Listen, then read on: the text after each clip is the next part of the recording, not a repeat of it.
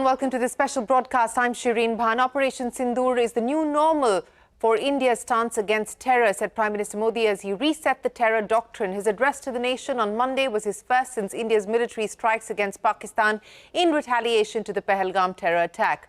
Prime Minister Modi added that India would not fall for nuclear blackmail and that terrorists and their enablers would be seen as one. He also called Operation Synindhur the Make in India moment for India's defence sector.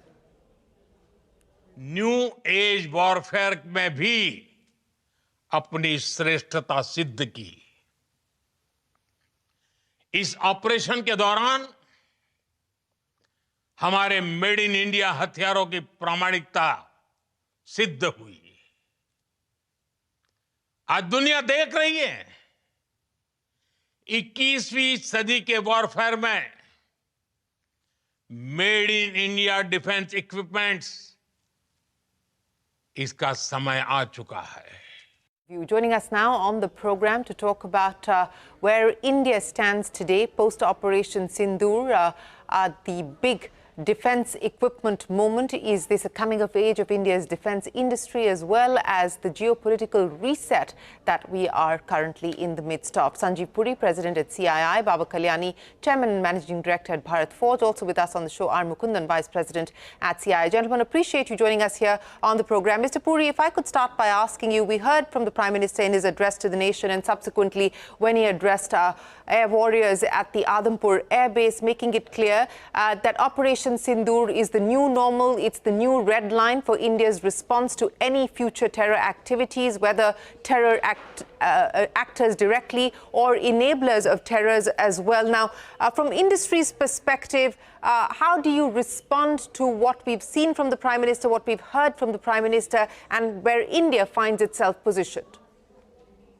Thank you, Shireen, for having us on the channel. So, first of all, let me start by congratulating the Honorable Prime Minister for his very swift, decisive, impactful, and yet very responsible actions.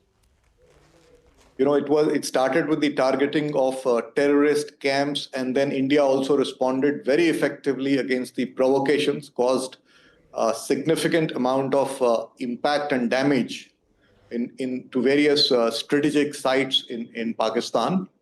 So I'd like to congratulate him for the swift action and for demonstrating to the world that India will not tolerate terrorism. It's a zero tolerance. And the new normal, I think, is extremely important because, sustainable growth, quality of life, for them, what is very important is a safe operating environment. And this gives immense confidence to investors and businesses. So the Indian industry really would like to congratulate the Prime Minister, would like to salute the armed forces for their bravery, the professionalism. And I think what is interesting that it has demonstrated the prowess that the Indian defense industry has built over the years. I think it all started again with the visionary leadership of the Honorable Prime Minister, the Make in India program, which has started several years back. And we know from a minuscule amount of exports, we're talking about last year about 3 billion or approximately kind of exports. And the efficacy of all of these equipments were amply demonstrated by the effectiveness of the targeting, the precision targeting, and the extensive and effectiveness of the damage caused. And and this is not merely speculation. This is based on images that have been verified. Not only what we've seen in India, but also by, overseas, media channels where they have access to various satellite images and have very clearly demonstrated the extensive damage that has been caused. So I think it's absolutely Indian industry is in complete solidarity with the Indian government on the actions that have been taken. We welcome it. And I'm sure that this also gives a lot more impetus and energy to the building of the strategic defense sector in India. Yes, let me take that point forward with Mr. Baba Kalyani, somebody who has, of course, been involved with India's defence sector for very long now. Mr. Kalyani, as I started, is this really, in a way, a coming-of-age story as far as India's defence sector is concerned? Sanjiv Puri alluded to the export number, and we've seen that export number up 34-fold increase, 34-fold increase in the last 10 years to over 23,622 crores. But, Operation Sindoor and what it's meant in terms of testing India's military prowess, testing India's defense capabilities, coming out successful on all parameters. We are given to understand at this point in time that we could be talking about replenishment orders worth about 30 to 40,000 crores. And all of this now builds on the indigenization efforts over the past decade. Mr. Kalyani, your first thoughts on what Operation Sindoor has meant as far as India's defense capabilities are concerned, as well as the road ahead. Well, thank you, Shireen. And first of all, let me share what Sanjeev said and congratulate the Honorable Prime Minister, the political leadership in India, and our armed forces, the National Security Advisor, and everybody else who took part in planning and making this successful. I think what we need to understand, what is very different in this conflict is this has been a technology-enabled and technology-intensive battle, not the normal kinetic war that we were used to with our adversaries across the border in Pakistan. And I think this is what is very heartening for India, heartening for the nation, and what our industry has been able to contribute, both the public sector and the private sector. And more importantly, let's not forget our DRDO, who has been at the backbone designing products and making technology happen.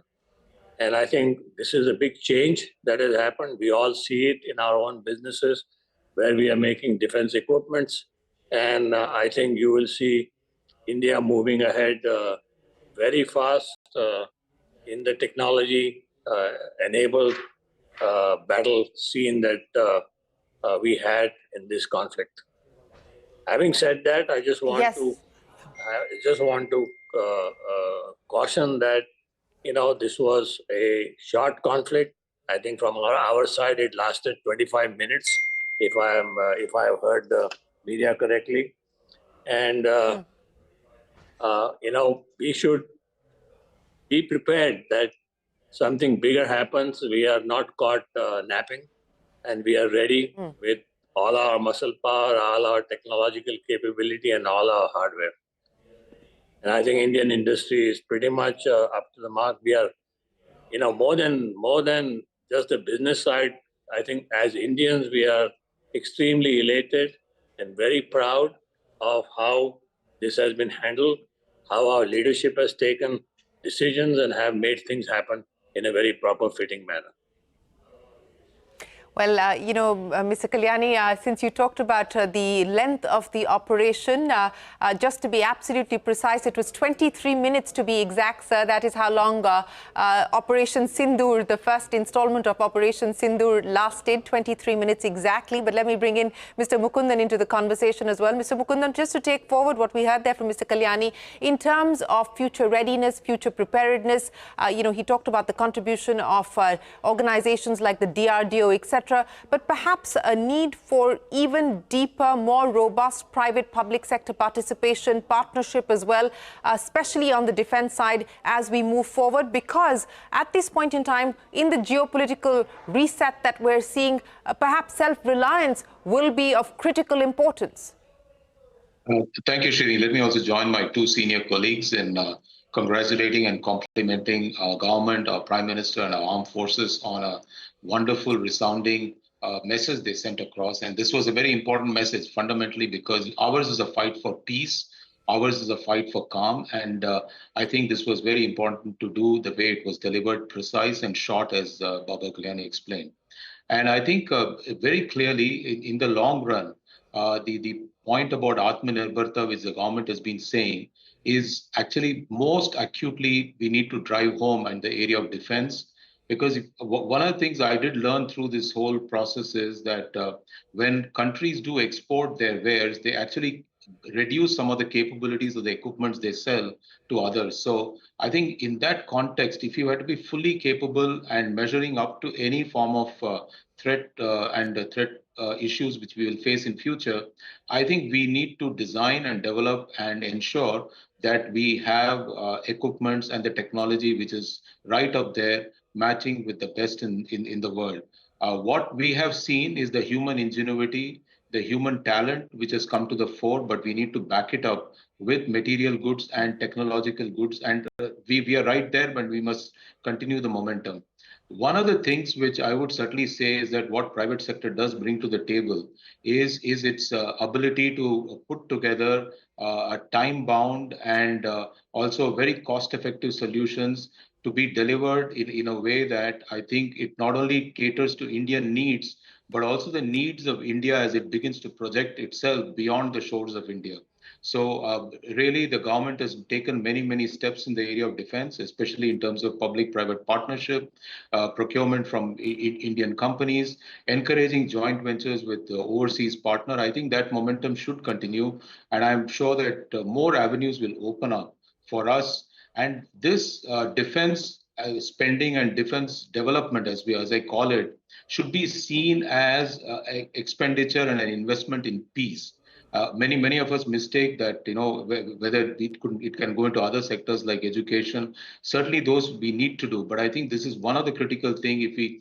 Where development doesn't happen without peace all around, and in ensuring not just peace at home but also peace overseas, I think we need to progress it, and the private sector and public sector should work hand in hand, and government has taken wonderful steps in this regard.